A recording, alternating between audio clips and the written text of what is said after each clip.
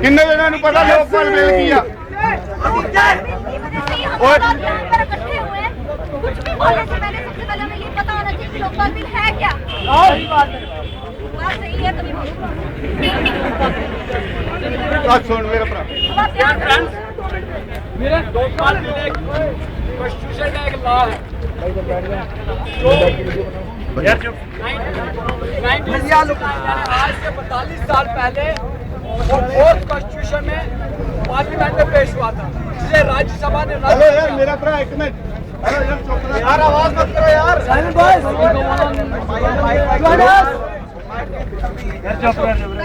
बैठ जाओ बैठ जाओ बैठो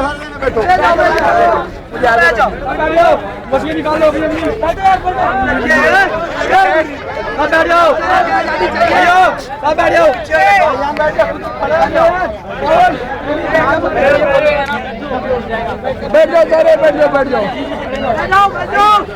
यार, फिर से स्टार्ट करिए, ठीक है? ओए ले जाओ, ओए नबी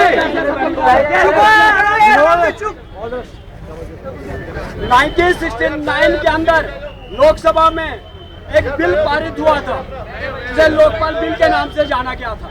अब उस लोकपाल बिल में है क्या? Lokpal bill anti corruption bill था जो 1969 के अंदर फोर्थ कॉन्स्टिट्यूशन में हमारी जो फोर्थ पार्लियामेंट्री सिस्टम बना था, फोर्थ प्राइम मिनिस्टर बैठा हुआ था, उसके अंदर बिल पास हुआ था जिसे राज्यसभा ने रद्द कर दिया था। अब उस बिल के अंदर क्या था? हमारे यहाँ पे जुडिशरी सिस्टम में या पार्लियामेंट्री सिस्टम में ग्रास रूट लेवल पे सबसे बड़ी होती थी पंचायत, जिसके अंदर हर लॉ पास होता था। लेकिन आज के कानून में देखो आप, अगर एक छोटा सा आप पुलिस स्टेशन में जाते हो, वहाँ पे करप्शन होती है तो कोई सपोर्ट करने वाला नहीं, क्योंकि आप FIR पुलिस वाले के खिलाफ नहीं कर सकते। वो था हमारा लोकपाल बिल। लोकपाल बिल के अंदर जो सेंट्रल गवर्नमेंट होगा वो लोकपाल बिल कहलाएगा, जो स्टेट में होगा उसको हम लोकायुक्त कहेंगे। वो स्टेट लेवल, तहसील लेवल और डिस्ट्रिक्ट लेवल, हर एक लेवल पे एक कमेटी बैठेगी जिसके अंदर उसको अधिकार होगा कि चाहे वो मेंबर ऑफ पार्लियामेंट हो, चाहे वो राज्यसभा का मेंबर हो, चाहे वो IAS, IPS, कोई भी सिस्टम के अंदर कोई भी कितना बड़ा ऑफिसर हो, उसके अंदर वो सुनवाई कर सकती है और 2 महीने के अंदर उसकी हर पोस्ट को रद्द कर सकती है और 1 साल के अंदर उसको इन्वेस्टिगेशन करके अगले 1 साल में उसको सजा दे सकती है।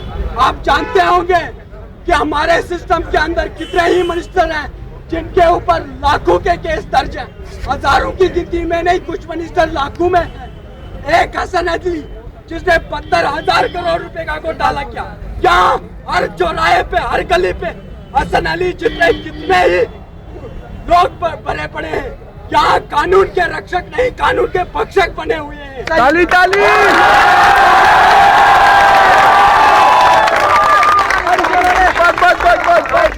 रेवेन्यू डिपार्टमेंट के कर्मचारी नहीं, रेवेन्यू डिपार्टमेंट के दलाल बैठे। किसी भी नेता को हम ये नहीं कह सकते कि वो हाथ खोलकर हमारा हाथ थाम सके, किसी सीने में उतना दम नहीं कि हमारे पीठ पर दबदबाकर ये कह सके।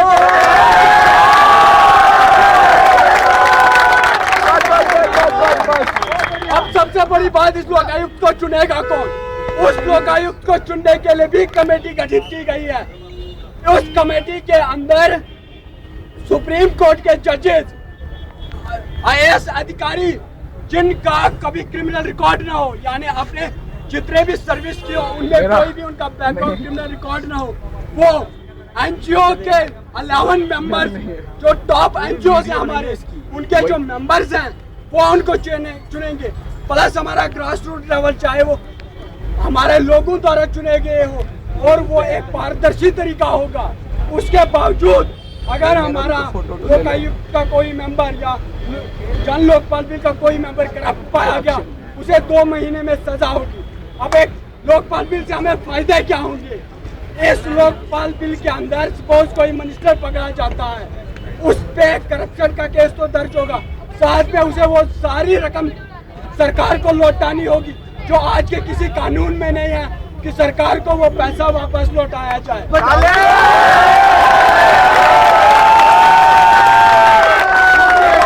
हमारे टैक्स का सारा पैसा 93% पैसा ये करप्ट लोग खा जाते हैं, वो चीज हमें वापस मिलेगी। सोचिए 7% से एजुकेशन, 7% से हम रोड, 7% से क्या बना सकते हैं, और वो 100% में से अगर 98% भी हुआ भारत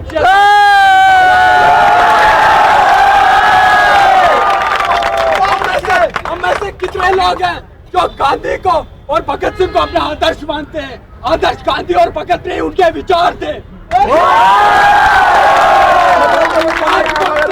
उन विचारों को अपनाने का, अगर आप सच में भगत को अपना आदर्श मानते हो, अगर आप गांधी जी को अपना आदर्श मानते हो, ग्रेट भगत सिंह को अपना आदर्श मानते हो, उनके विचारों पे चल के देखो, हिम्मत करके देखो, कौन सा वो चीज है जो बुरी नहीं हो सकती, हम कर सकते हैं।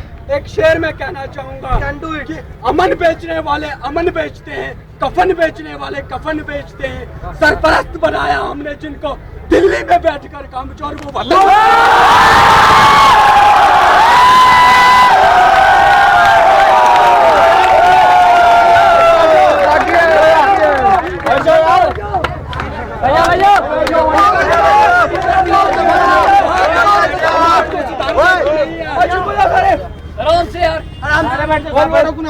आराम से बोलो। कहीं पत्रों में कहा जाता है,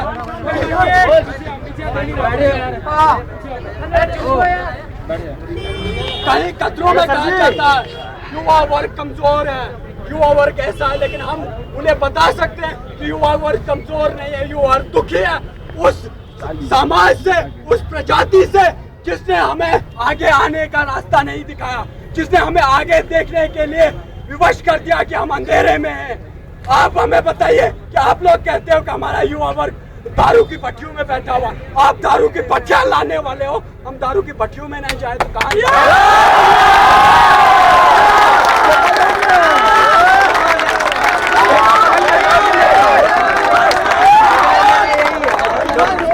कितना टैक्स शराब से सरकार यार आगे आने दो, आगे अगर उसी टैक्स आगे भाई कंटिन्यू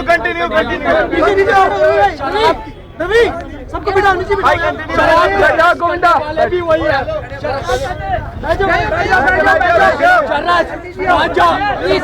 करने वाले भी वही है। हमारे बीच में आज कितने ही नेता हैं, चाहे वो मोची हो, उन पे कभी सुनवाई तो हो रही है, जेल में बंद है, क्या हुआ? हमारे यहाँ पे कितने ही टेररिस्ट जो जेलों में बंद है, क्यों बंद है? क्या आज हमारे अन्ना को खतरा है, लेकिन कसाब को कोई खतरा नहीं।